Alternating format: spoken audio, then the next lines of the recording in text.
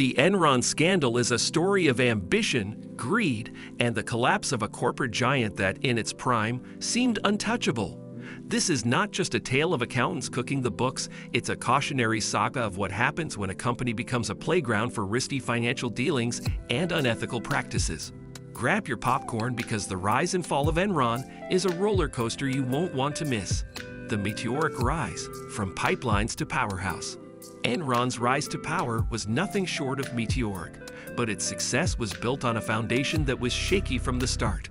By leveraging deregulation in the energy markets, Enron turned itself into an energy trading giant, selling contracts for electricity, natural gas, and even bandwidth. Under CEO Kenneth Lay and later Jeffrey Skilling, the company developed a culture that prioritized innovation and aggressive expansion, often at the expense of transparency.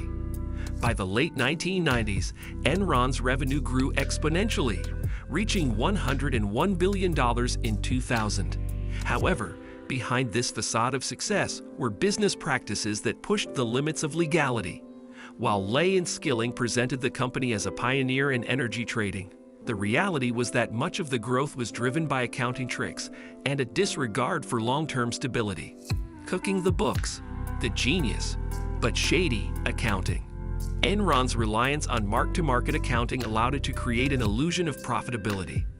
This accounting method was usually used for financial firms trading in short-term assets, but Enron applied it to long-term energy contracts.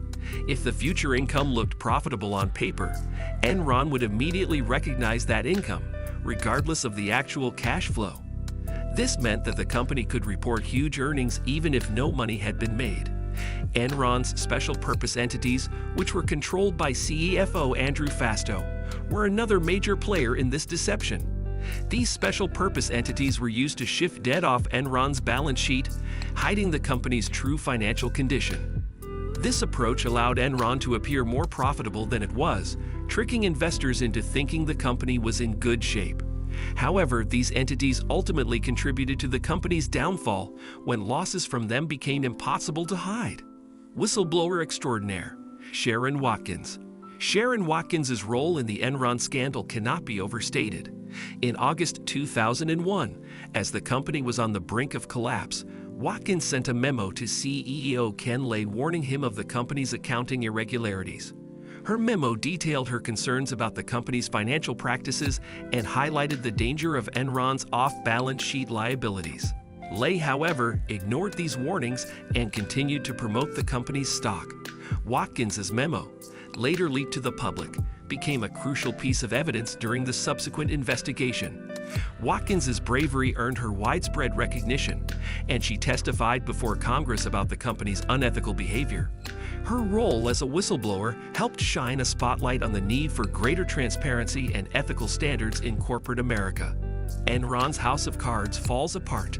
By late 2001, Enron's financial misdeeds could no longer be concealed.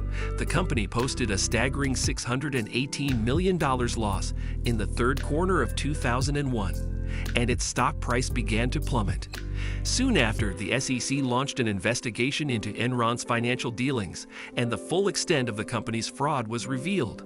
What had once been one of America's most respected companies was now a symbol of corporate greed and deception. By the time Enron filed for bankruptcy on December 2, 2001, the company had lost more than $60 billion in market value. Enron's collapse not only wiped out the retirement savings of thousands of employees, but also sent shockwaves through the financial world, sparking calls for reform and greater accountability in corporate governance. The legal aftermath: jail time and fines. The Enron scandal led to one of the most significant corporate trials in U.S. history. Jeffrey Skilling, Enron's former CEO, was convicted of multiple charges of fraud and insider trading. His 14-year prison sentence was one of the harshest ever handed down for a corporate crime. CFO Andrew Fastow, who played a central role in designing the SPEs that hid Enron's debt, cooperated with prosecutors in exchange for a reduced sentence and was sentenced to 6 years in prison.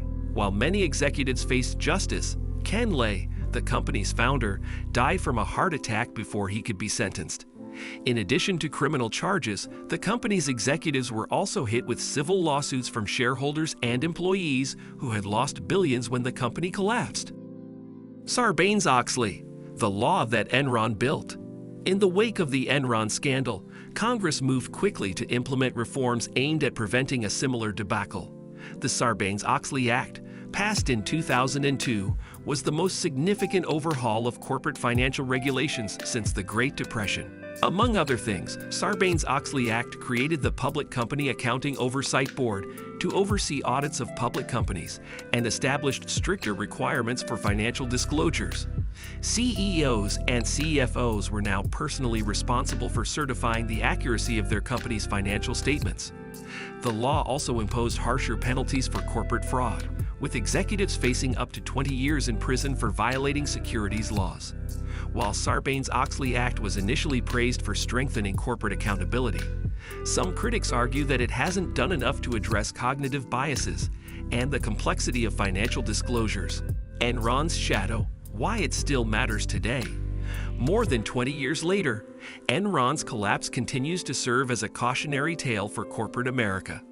The scandal exposed weaknesses in corporate governance, auditing practices, and the regulatory system that allowed Enron to deceive investors for so long.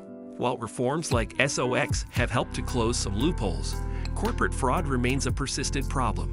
Recent scandals, such as the downfall of Wirecard in Germany, have been dubbed the new Enron due to their striking similarities. These events show that while the lessons of Enron are still relevant, the battle against corporate greed and corruption is far from over. Whistleblowers like Sharon Watkins remain critical in ensuring that companies are held accountable for unethical practices. The Arthur Andersen fallout. The fallout from the Enron scandal extended beyond the company itself, taking down one of the world's largest accounting firms, Arthur Andersen. Andersen had served as both Enron's auditor and consultant, creating a significant conflict of interest. When Enron's fraudulent practices began to unravel, Andersen employees shredded documents related to their audits, leading to the firm's conviction for obstruction of justice. Although the conviction was later overturned by the Supreme Court, the damage to Andersen's reputation was irreparable. The firm, which had once employed more than 85,000 people, effectively ceased operations after the scandal. The collapse of Andersen served as a stark reminder of the importance of auditor independence and transparency in corporate financial reporting. The human toll, lost jobs and retirement dreams. For Enron's employees, the collapse of the company was not just a financial disaster but a personal tragedy. Thousands of workers had invested their 401 retirement savings in Enron stock, encouraged by management to believe in the company's bright future. When the stock price collapsed, many employees lost their life savings overnight. Beyond the financial devastation, the emotional toll on employees and their families was immense. Former employees described the feeling of betrayal, having trusted a company that had assured them of its stability while concealing the truth. The collapse of Enron also highlighted the broader issue of corporate responsibility to employees, showing how corporate greed can destroy lives. Lessons we can't forget. The lessons of Enron resonate to this day. At its core, the scandal was a failure of leadership and corporate governance. Enron's executives prioritized short-term profits over long-term stability, engaging in risky financial practices that eventually led to the company's downfall. The scandal also underscored the importance of transparency and accountability in corporate governance. While regulations like SOX have made it more difficult for companies to engage in the kind of fraud that Enron did, corporate scandals continue to happen. As companies grow larger and more complex, the need for vigilant oversight and ethical leadership becomes even more crucial. The fall of Enron serves as a constant reminder that unchecked ambition can lead to catastrophic consequences. Thanks for sticking around till the end of our deep dive into the fall of Enron, one of the biggest corporate scandals in history. If you found this video fascinating, make sure to hit that like button and subscribe to the channel for more engaging videos like this. And if you have thoughts or questions about Enron or any other scandals you'd like us to cover, drop them in the comments below. We'd love to hear from you. See you in the next video.